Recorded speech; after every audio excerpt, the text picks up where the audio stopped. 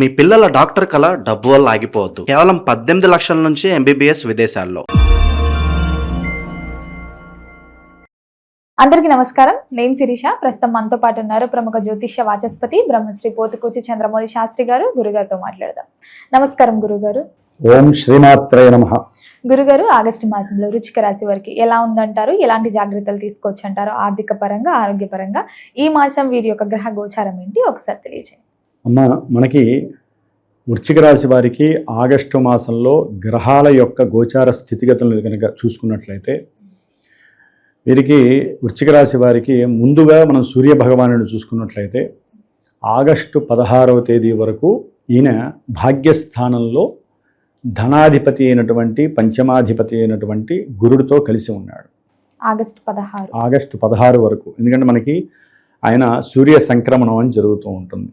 16 తర్వాత మళ్ళీ ఆయన రాశి మార్పు చెందుతాడు.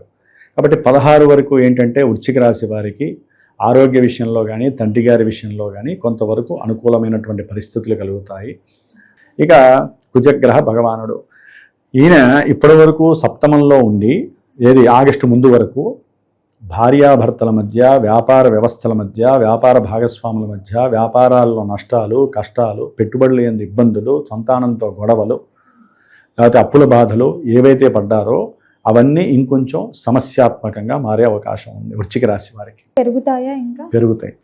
ఎందుకంటే ఆగస్టు మొత్తంలో ఈయన మిథున రాశిలో సంచారం, 8వ రాశిలో సంచారం వలన ముందు అసలు వీళ్ళు ఏది మాట్లాడినా గొడవ, అందరూ శత్రువులు అయిపోతారమ్మ వృశ్చిక రాశి వారికి. ఎందుకని? వృశ్చిక రాశికి అధిపతి ఎవరు? కుజుడు.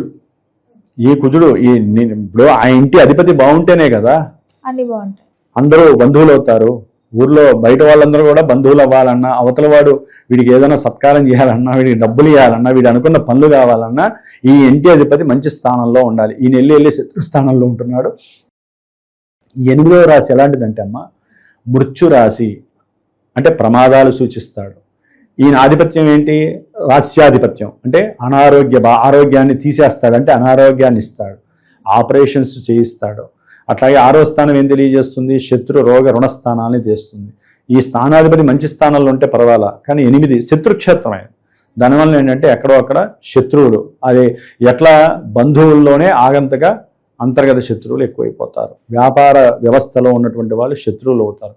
వీరు కోపాన్ని, ఆవేశాన్ని, కారాలని, ఉప్పుని, అల్లం పచ్చిమిరకాయలని అన్నింటినీ తగ్గించి టీలు కాఫీలు తగ్గిస్తే కాస్త అవన్నీ తగ్గుతాయి. అంతేగాని వర్షం పడుతుంది కదా అని బాగా 4-5 మైసూరు బజ్జీలు తిన్నారనుకోండి, అదే మామూలు బజ్జీలు, పచ్చిమిరకాయ బజ్జీలు, ఇంటికి వెళ్ళంగానే విపరీతమైన కోపం వస్తుంది, అవుట్. ఇలాగే వస్తాయి. లేకపోతే ఫోన్ చేస్తారు ఎవరో ఒకళ్ళు, ఆఫీస్ వాళ్ళు, లేకపోతే వీళ్ళు చేసే వ్యాపారంలో ఇంకెవరైనా సరే ఏ రకంగా ఫోన్ వచ్చినా వీళ్ళకంతా లోపల టెంప్ట్ అవుతూ ఉంటుంది అన్నమాట. అందుకనే వీరి యొక్క రాస్యాధిపతి ఈ నెలల్లో బాలేదు కాబట్టి కూల్ డౌన్. ఒక గురుడు చూస్తున్నాడు కాబట్టి కొంచెం ఓపికగా ఉంటారు. వాళ్ళ జాతకంలో యోగించే గ్రహం గురువు అయితే, లేకపోతే ఆయన చూపు కూడా వీరికి ఇంకో రకమైనటువంటి మల్టీపర్పస్ ఇబ్బందుల్ని కలుగజేస్తుంది. కాబట్టి డబ్బులు అయితే యాక్టివేట్ అవుతాయి ఉన్నంతలో. కుజగ్రహం అస్సలు బాలేదు కాబట్టి వీళ్ళల్లా ఓం శరవణ భవ, ఓం శరవణ భవ, ఓం శరవణ భవ. కుజగ్రహానికి తప్పకుండా జపశాంతి, హోమశాంతి చేసుకోవాలి. ఒక రకంగా ఇది కుజదోషం లాంటిది. జన్మజాతకంలో కుజదోషం వలన ఎన్ని ప్రమాదాలు ఉన్నాయో, ఎన్ని ఇబ్బందులు, వివాహపరంగా ఆటంకాలు, వ్యాపారాల్లో నష్టాలు, సంతానపరమైన సమస్యలు, శత్రుబాధలు, రోగబాధలు, రుణబాధలు, ఇవన్నీ కూడా వృశ్చిక రాశి వారికి కొంత టచ్ అయ్యే అవకాశం ఉంటుంది. అందరికీ అవుతాయంటే అందరికీ అవ్వవు. జాతకంలో కుజుడు చెడ్డవాడైతే కంపల్సరీ అవన్నీ ఇస్తూ ఉంటాడు. ప్రయాణాలలో ఆటంకాలు, ఇబ్బందులు, ప్రమాదాలు, జాగ్రత్త. ఆకస్మికంగా ధన నష్టం కలుగుతుంది. వ్యాపారంలో కానీ లేదా బంధువులకి డబ్బులు అడిగారు కదా అని పటపట ఇచ్చేమాకండి గొప్ప కోసం. వృశ్చిక రాశి వాళ్ళు నష్టపోతారు, వాళ్ళే ఎదురు తిరుగుతారు. లేకపోతే ప్రయాణాల పరంగా కూడా ఆలోచించి నిర్ణయాలు తీసుకుని వెళ్ళండి. లేకపోతే ప్రయాణాల్లో భంగాలు అంటే రకరకాల సమస్యలు. కాబట్టి జాగ్రత్తగా ఉండండి. ఇక బుధగ్రహము కర్కాటక రాశిలో 9వ స్థానంలో ఉంటుందమ్మ. 9వ స్థానంలో ఉండటం ద్వారా భార్య ద్వారా వచ్చినటువంటి లేదా భర్త ద్వారా వచ్చినటువంటి డబ్బుని వీళ్ళు విపరీతంగా ఖర్చు చేయడం ద్వారా గృహంలో ఆకస్మికంగా కొన్ని సమస్యలు వచ్చి పడతాయి.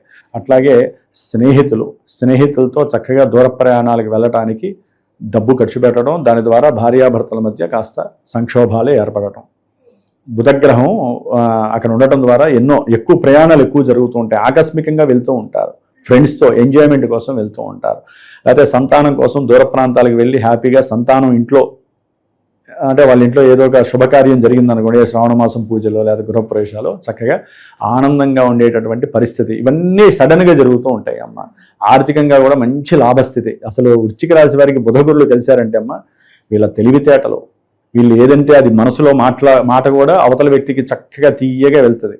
అరే వీడు మంచి నాలెడ్జ్ ఫెరవలా అని వీళ్ళకి మంచి గుర్తింపు లభిస్తుంది. దాని ద్వారా రూపాయి ఇచ్చేవాడు ఇంకో ₹2 ఇచ్చే అవకాశం, వ్యాపారాల్లో మంచిగా కలిసి వస్తుంది. కాబట్టి బుధగ్రహం వలన ఈ విధంగా. ఇక శుక్రుడు, ఈయన నీచ స్థితిని పొంది ఉంటాడు.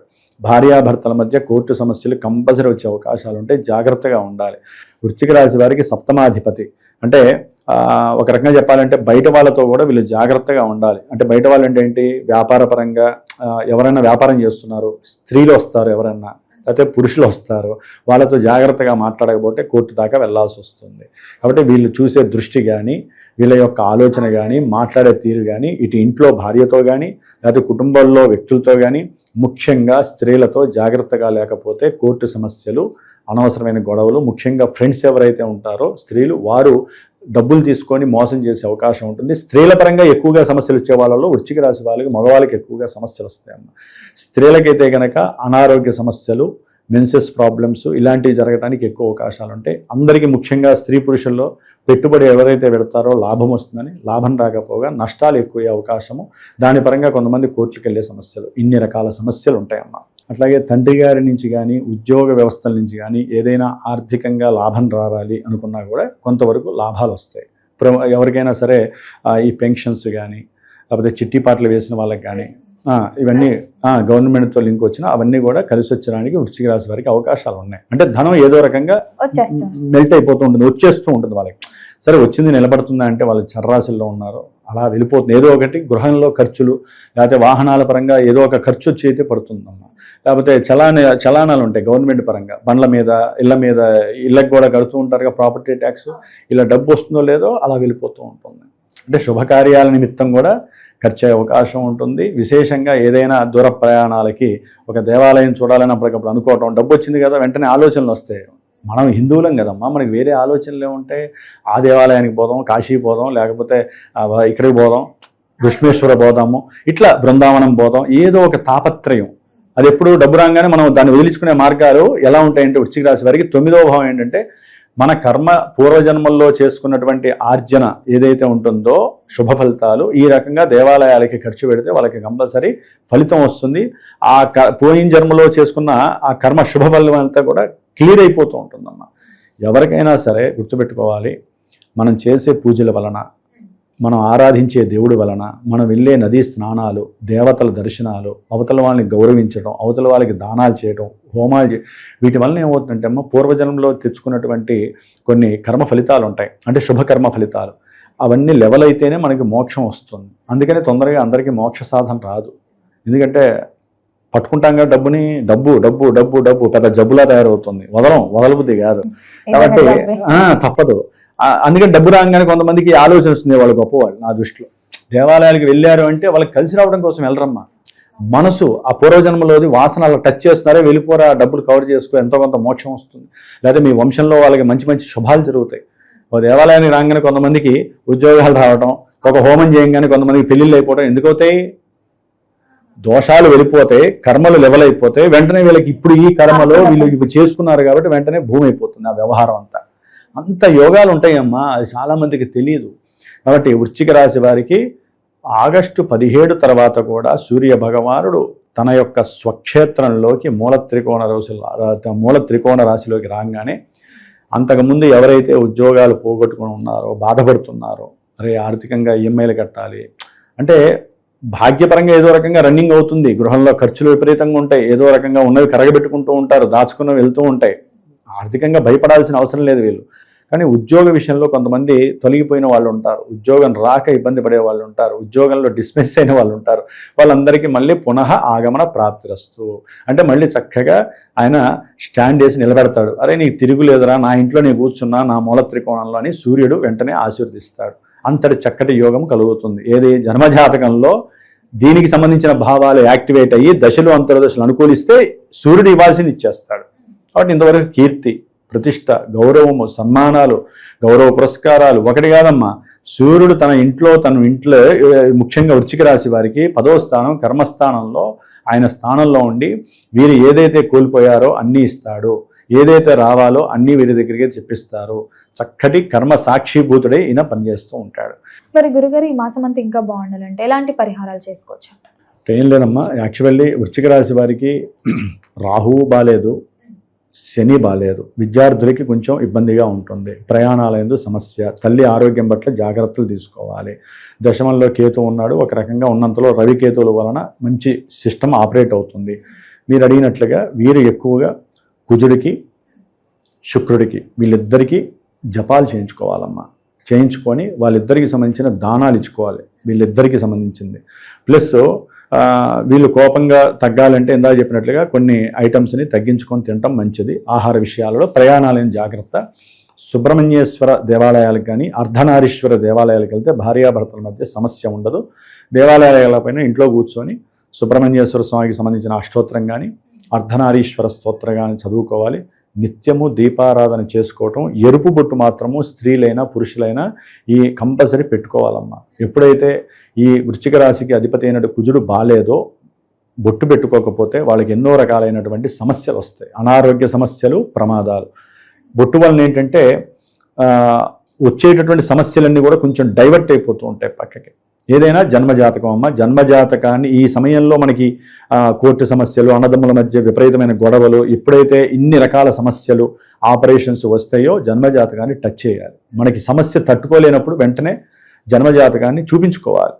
చూపించుకోవడం ద్వారా ఏంటంటే ఇప్పుడు నేను ఉన్నానమ్మా, చూసుకొని చక్కగా అమ్మ ఈ గ్రహానికి చేసుకోండి, ఈ గ్రహానికి మీరు జపం చేయండి, లేకపోతే నేను చేస్తాను, లేకపోతే హోమం చేసుకోండి, లేకపోతే ఇట్లా చేసుకోండి అని చెప్పి చెప్పడానికి ఉంటుంది. ఇక్కడున్నవే చెప్పాలంటే చాలా కష్టంగా ఉంటుంది. జన్మజాతకంలో వాళ్ళకు ఉన్నటువంటి ఇబ్బందికి తగ్గట్టుగా ఒక గ్రహం ఆపరేట్ అవుతూ ఉంటుంది. ఆ గ్రహాన్ని పట్టుకొని మనం ఏం చేయాలో అది చేయాలి. ఈ విధంగా జన్మజాతకాన్ని, గోచారాన్ని రెండు మిక్స్ చేసుకుంటూ ఎవరైతే ముందుకు వెళ్తూ ఉంటారో వారికి వచ్చినటువంటి ఇబ్బందులన్నీ తొలగిపోయి చక్కటి ఆయురారోగ్యాలు, అనుకున్నటువంటి అభీష్టము సిద్ధి జరగటము, ఓ 10 రూపాయలు ఖర్చైనా వాళ్ళకి అన్ని రకాలైనటువంటి గ్రహస్థితి అనుకూలంగా ఉండటానికి అవకాశం ఉంటుందమ్మా. మీరు అడిగినట్టుగా సుబ్రహ్మణ్యేశ్వరుణ్ణి ఎక్కువగా కవచాన్ని, స్తోత్రాన్ని, అష్టోత్తరాన్ని, జపాన్ని ఆచరించండి. చాలా వరకు 99.5% ఆయనే మీకు రక్షగా, కవచంగా ఉపయోగపడుతూ ఉంటాడు. గురుగారు మొత్తం మీద వృశ్చిక రాశి వారికి ఆగస్టు మాసంలో ఎలా ఉంది, ఎలాంటి జాగ్రత్తలు తీసుకోవాలో తెలియజేసినందుకు ధన్యవాదాలు. ఓం శరవణ భవాయ నమః.